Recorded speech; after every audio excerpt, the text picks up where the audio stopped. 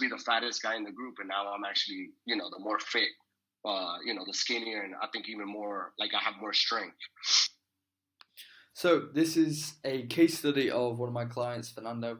I want you to just have a little read of this while I'm explaining to you if this video is a case study relevant to your situation. So if you're watching this, you'd likely want to lose fat, build muscle, get in the best shape of your life, and you're likely looking into me as your coach.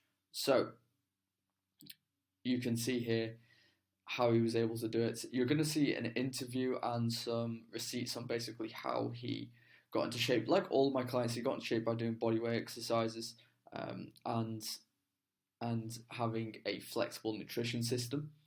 And we progressed heavily. Now, the differences are at the individual level because you have to identify what your problem is.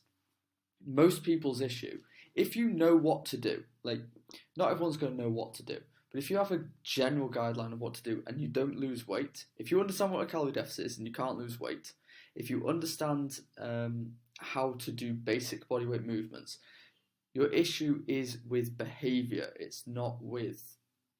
It is with information as well, to get the best results, to get them the fastest, to be motivated to continue and to improve your energy along the way and to have the best health and all of that stuff. But if you don't see any sort of progression whatsoever on your own, you've got a behavior problem. And this is a large part of what the coaching's for, is to ingrain habits into your life. And it's okay to not be at that point where you have those habits, because in reality, no one ever taught us how to do this.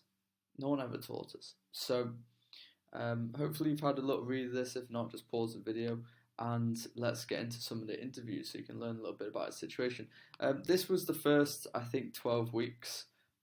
Might have been a little bit less in terms of fat loss. And then he got to this point where you can see that arms are a lot more defined. The abs are a lot more clear. There's a lot more muscle. Where were you with pull-ups, push-ups, and dips when you first started? I would do the max 5 with no weight, and then by the third set, I'll probably be able to do 2. And by the end with the pull-ups, my max on the first set was 5 with 25 pounds, and then the last set I was able to do 9 pull-ups with no weight. So I'm able to do. So Fernando actually started with body weights, pull-ups.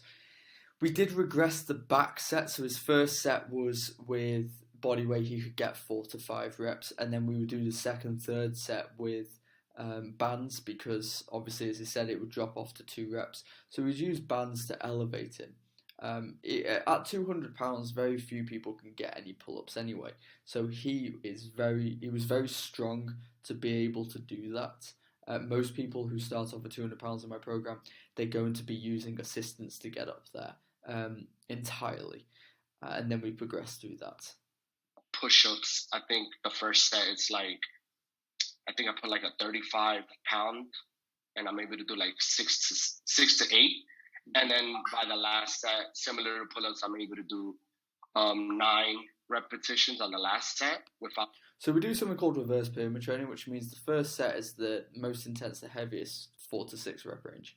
And he was able to get about 35 pounds attached to him in chin-ups while doing that. As well as when he was doing his push-ups, he would attach 35 pounds by the end of this first program.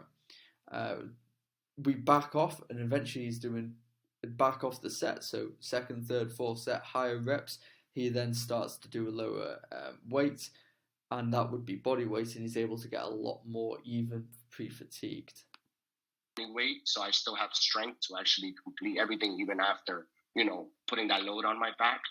Yeah, so before I would eat about 70% ultra processed foods, a lot of snacking, maybe 4 to 5 times a week.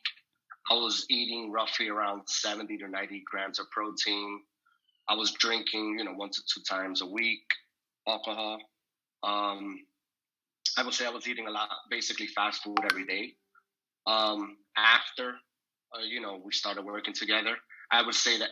So this is the reality for a lot of people, that because they don't understand how to make food convenient, taste good, hit the calories and the protein / nutrient requirements, they will outsource it. And I completely understand this is how it's part of the coaching process to help you be able to do that, because to create food and make food or source food in a way which is going to be healthier and also not sacrifice on that time and taste issue. So if you are one of those people, then learning how to, rather than saying, oh, making food myself, it's too expensive, it's too takes too long, it doesn't taste good, whatever, all of those things are excuses if you know what to do. And that's something we showed Fernando how to do. The ultra processed foods are reduced to like 25%. So basically just eating on the weekends, like fast food and stuff like that. But during the week, really cooking stuff and eating a lot of protein. I was still drinking 1 to 2 times a week, but was still able to, lose weight and maintain that kind of lifestyle. So to put this into perspective, Fernando lost the vast majority of his weight in the first 12 weeks, and then a lot of it was improving his lifestyle, and building strength and working around the complexities of life and making sure that your health and fitness stays rather than just gaining it all back. So when he did that, we didn't just cut out all fast food and say you can't have a lifestyle. Worked it in. It's important to work it in. The degree to which you work it in is what's going to dictate how fast you lose fat. So on the weekends where he was eating out, he would calorie borrow so that he could do that. So before, I was taking several naps during the day, maybe like twice. I was feeling very sleepy. It wasn't really tired. It was more sleepiness. Had a lot of mental fog. I couldn't really concentrate in the morning. So my work was kind of scattered. I work from home, so I had the flexibility to work at any time. So I was just doing like work intervals of an hour or two during the day and just napping in between. Since I started working out, and I think the workout definitely had influence in that, but the nutrition and the workout combined definitely gave me more energy. Like I felt like, I don't know, like through our talks, you speak about the nutrition and all that stuff, and it kind of made me mindful of, what you eat is literally like filled with vitamins and stuff that your body wants. So I definitely think that had a lot of influence in my energy levels after. I virtually there's no napping anymore. My mental fog decreased by, I say, around 90% in the morning. I have energy throughout the day, even after workouts. So even if I have a strength training or I do like a 45-minute walk, I still have the energy to go throughout my day without napping. And I think my sleep has also improved. I'm able to get like a deeper sleep. I'm having something interesting. I'm having actually like. So to recap what you just said there, by increasing the quality of his food, even in a calorie deficit where you're supposed to be lower energy because you've got less food, his energy increased exponentially. It is for those two factors that he explained. The first one is he got rid of the food which was inhibiting his energy. And number two, he started including food which would give him the nutrients that he needs. Now, this is something that people get really mixed up. They don't understand that you need water-soluble vitamins and fat-soluble vitamins, and that's often what we crave. And you're going to find those in specific foods. If you don't have them and you have a lack of them, you're going to crave, you're going to have low energy, and therefore the fat loss process is going to be dreadful for you. At the same time, if you cut out all the foods that you enjoy, you're not going to stick to it. So that's why we have to create a system, a personalized system of balance.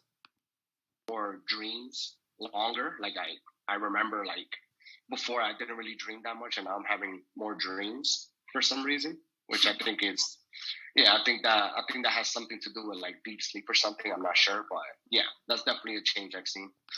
Something I explain to people in consultations is that there's a triangle of importance, 3 pillars. It's recovery, training, and nutrition. If one of them is off, then it's going to affect the other ones negatively. And if you've got one which you actually struggle with, by improving the other two, it will improve it. So if you struggle with sleep and you improve your training and nutrition, it will start to improve. Just as if you ruin your sleep by not going to sleep on time, by waking up early, then you're going to, waking up before you've had enough sleep, you're going to negatively impact your willpower to take action with nutrition and training. Like I wasn't really self-conscious, but I always didn't, like I always knew, like, you know, I didn't want my belly to show. So I wear oversized clothes. So I guess that kind of masks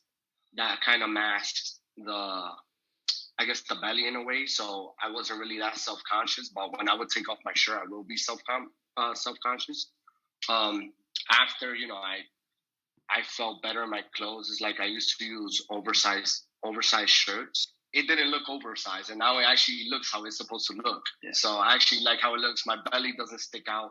You know, like just this morning, people were telling me like, "Oh, you look super thin," and I had not seen my family like in the Dominican Republic for like 3 months. So they saw the after, and everybody was just shocked. Like, you know, they were like, "I'm basically a different person." I used to be the fattest guy in the group, and now I'm actually, you know, the more fit. You know, the skinnier, and I think even more, like I have more strength, and my confidence definitely gone up. Yeah, so something we can understand here is that if you have a fitness goal, it's not just, oh, I want to be in shape. It's all the benefits that come with it in terms of your confidence, your health, and your energy, and your focus at work, and how that snowballs in improving a better quality of life.